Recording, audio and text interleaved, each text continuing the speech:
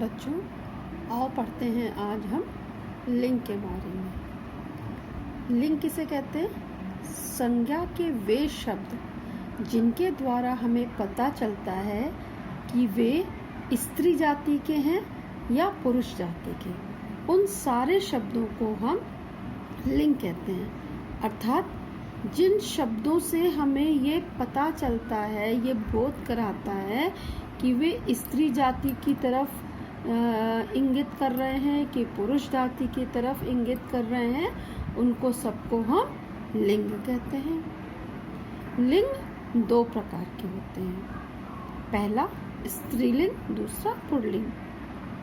जिन शब्दों से हमें ज्ञान मिलता है कि वे स्त्री जाति के हैं, उन्हें हम स्त्रीलिंग कहते हैं, और जिन शब्दों से हमें पता चलता है कि वे पुरुष जाति के हैं, उन्हें हम पुल्लिंग कहते हैं। अब इन शब्दों को पहचानने के लिए हमें क्रिया लगानी पड़ती है। क्रिया जिससे कि हमें किसी काम के होने का बोध होता है। जैसे माँ खाना बना रही है, तो रही हैं आया ना, तो माँ क्या हुई? स्त्रीलिंग।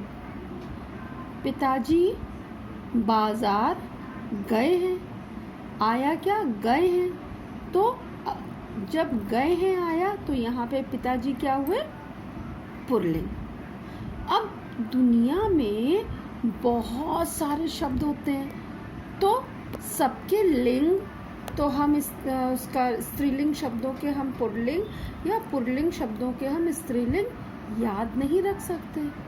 तो इसके लिए व्याकरण में कुछ नियम बनाए गए। ठीक, तो आइए अगर हम उन नियमों को पढ़ लें, याद कर लें, दिमाग में बैठा लें, तो कोई भी शब्द हो उसका हम लिंग परिवर्तन आसानी से कर सकते हैं। जैसे पहला नियम, अगर हम कोई भी शब्द बोलें और उसका साउंड अ से करता है, छोटा आ, तो जब हम उसका परिवर्तन करते हैं, पुल्लिंग शब्द को जब हम स्त्रीलिंग शब्द में बदलते हैं, तो उस जगह पर बड़ा आ हो जाता है। जैसे छात्र, छात्रा। जब हमने छात्र बोला तो क्या हुआ? साउंड किसका आया? छात्र। त्र के साथ किसका साउंड आया? अ का। और हमने जब इसका स्त्रीलिंग कर दिया तो हमने बोला छात्रा, तो त्र के साथ किसका साउंड आया? आ का। तो इसका नियम है कि अगर हमें शब्द के अंत में अ का स्वर सुनाई देता है, तो जब हम उसका स्त्रीलिंग बनाते हैं तो वह आखिरी में आ की मात्रा लग जाती है। ठीक, जैसे छात्र, छात्रा, महोदय, महोदया, सुत, सुता। ठीक है। अब नियम नंबर 2, जब हम साउंड में अक सुनते हैं, तो जब हम स्त्रीलिंग बनाते हैं तो वहाँ पर इका हो जाता है। जैसे सेवक, सेविका, नायक, नायिका, बालक, बालिका। है ना मज़ेदार चीज़? हम अगर इन छोटी सी चीज़ों को याद रख लें तो कोई भी शब्द आ जाए, हम उसका स्त्रीलिंग कितनी आसानी से बना देते हैं। अब अगर शब्द के अंत में हमें आ का साउंड सुनाई देता है, तब क्या करेंगे? तो वहाँ पे ई की मात्रा हो जाती है। जैसे बेटा, आ का साउंड आया, तो हमने अभी नियम में क्या बताया था? तो उसका साउंड ई में चेंज हो जाता है। तो बेटी हो गया ना, बेटा, बेटी, लड़का, लड़की, दादा, दादी। है ना? आगे देखते हैं। नियम नंबर 4, आ का साउंड इया में बदल जाता है। कैसे? डिब्बा, डिब्बिया। आ का साउंड आया, आधा ब, फिर उसके साथ में डिब्बा, तो क्या होगा? डिबिया। है ना?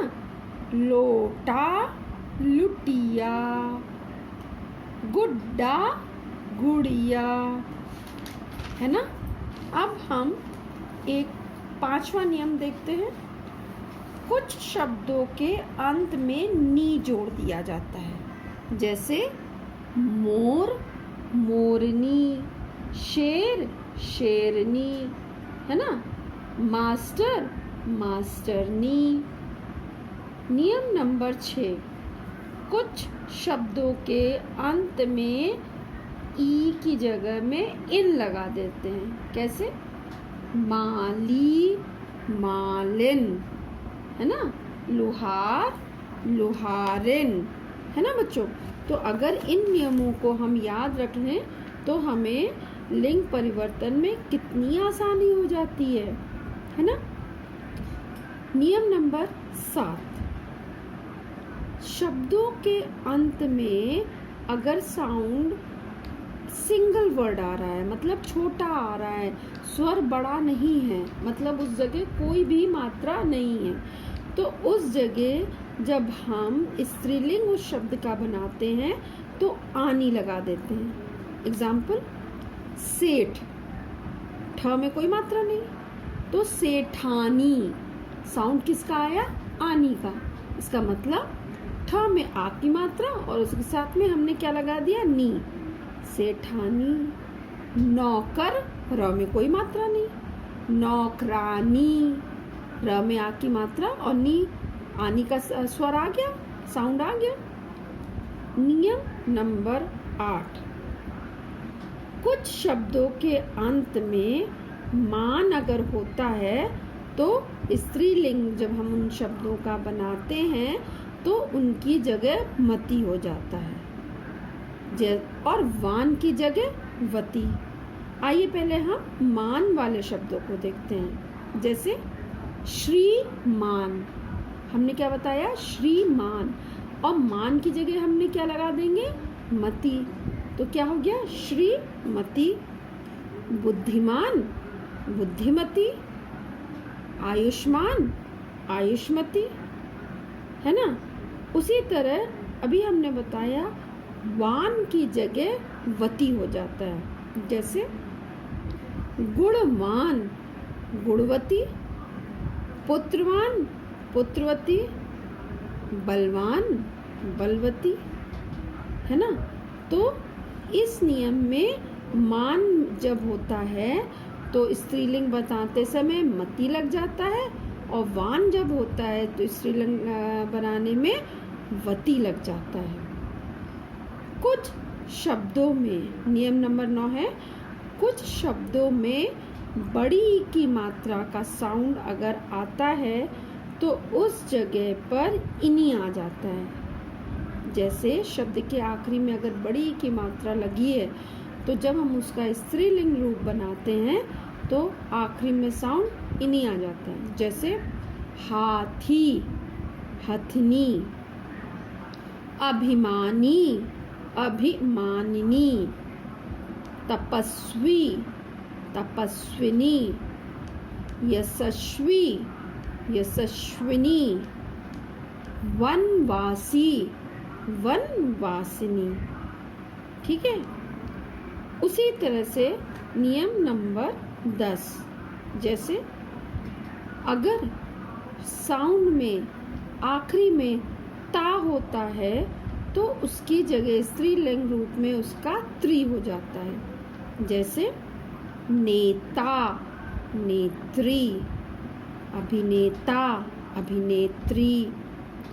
कर्ता, करती। कुछ बिल्कुल भिन्न होते हैं। जैसे क्या? पिता, माँ।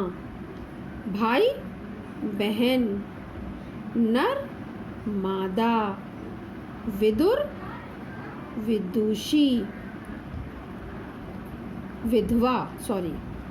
कवि, कवि का क्या? कवयित्री, है ना।